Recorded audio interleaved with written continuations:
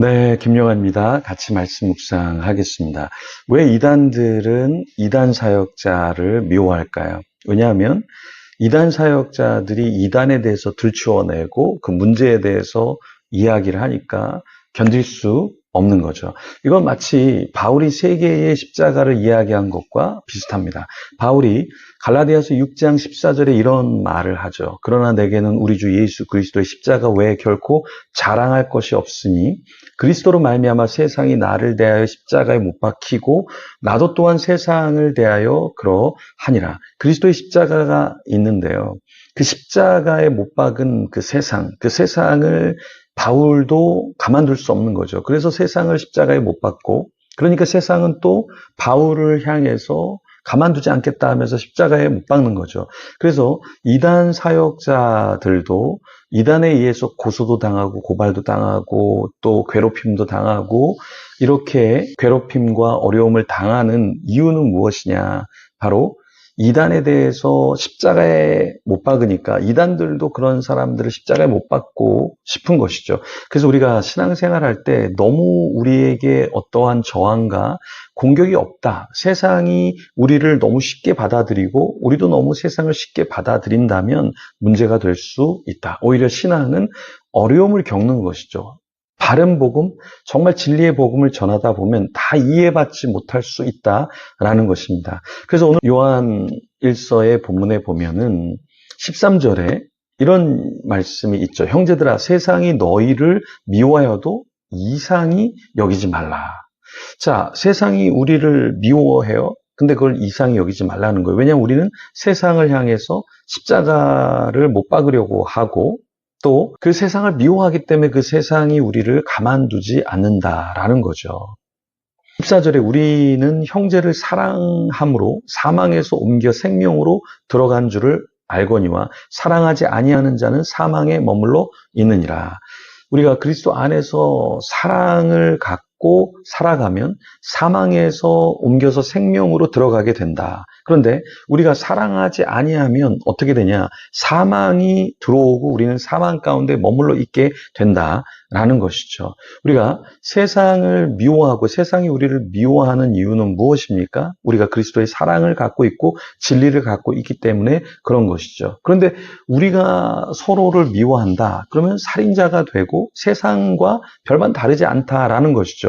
그래서 15절에 그 형제를 미워하는 자마다 살인하는 자니 살인하는 자마다 영생이 그 속에 거하지 아니할 것을 너희가 아는 바라. 이렇게 말하고 있습니다. 영생이 우리 속에 있는 것, 주님이 우리 속에 있는 것을 어떻게 알 수 있는가? 그것은 우리가 사랑을 갖고 있을 때 세상도 우리가 그리스도에게 속한 것을 알 수 있다라는 것이죠.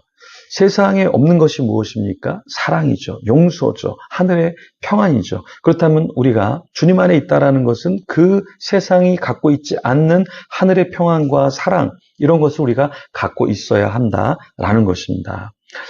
물을 어떤 동물이 마시냐에 따라서 달라지죠. 뱀이 물을 먹으면 그 물을 가지고서 독을 만드는 데 사용할 것이고요. 소는 그 물을 받아서 또 몸 안에서 무엇을 만들까요? 우유를 만들어 내겠죠.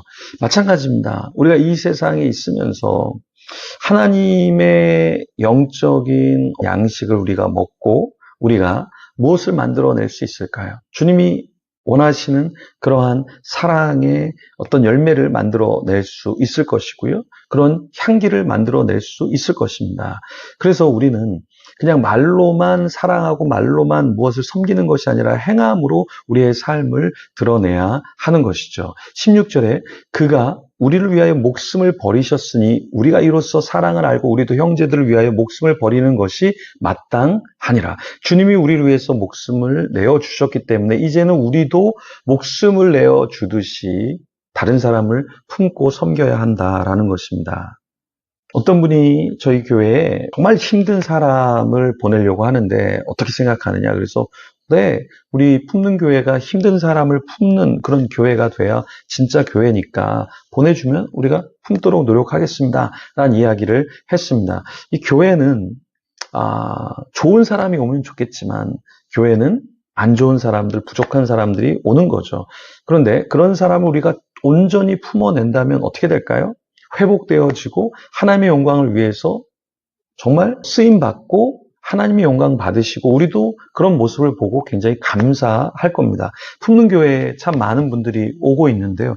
여러분 좀 보십시오. 처음 왔을 때랑 6개월, 1년 지난 뒤의 모습을 한번 보세요.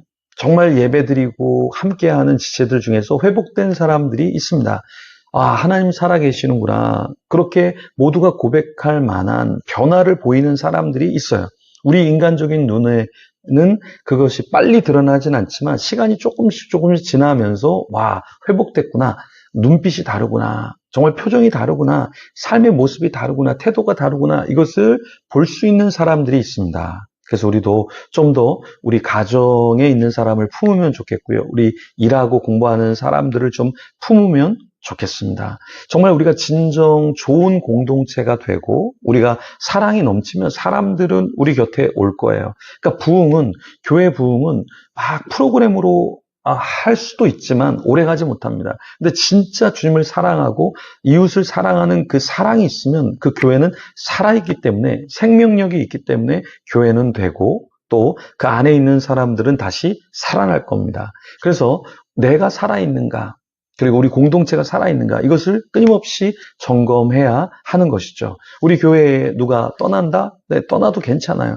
우리 교회가 그만큼 부족한 교회니까 떠나서 더 좋은 교회에 가서 생활하면 되니까요. 그런데 우리는 어떤 걸 고민해야 되냐면 누가 오는 것 가는 것도 중요하지만 정말 사랑하고 있는가? 정말 품고 있는가? 우리가 같은 식구이고 공동체의 지체인가? 이것을 더 고민해야겠죠. 저도 여러분을 위해서 기도하고 품겠습니다. 여러분도 저를 품어주시고 우리 지체들을 좀 품어주시면 좋을 것 같아요. 그래서 사랑으로 하나 되는 공동체, 사람을 살리고 그 살아난 사람을 통해서 하나님이 영광 받으시는 그런 역사가 있도록 같이 노력하면 좋겠습니다. 그런 우리 한 사람 한 사람 되도록 공동체 되도록 이 시간 기도하며 주님 앞에 나가겠습니다.